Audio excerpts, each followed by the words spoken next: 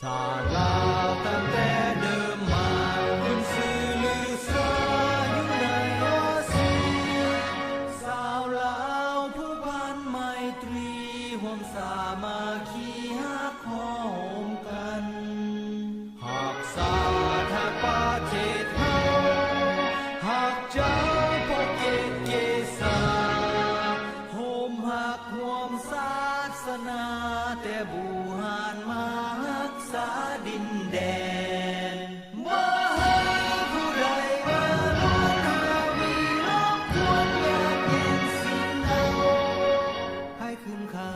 มาลุ้นวายสู้จนตัวตายต้านทานศัตรูสู้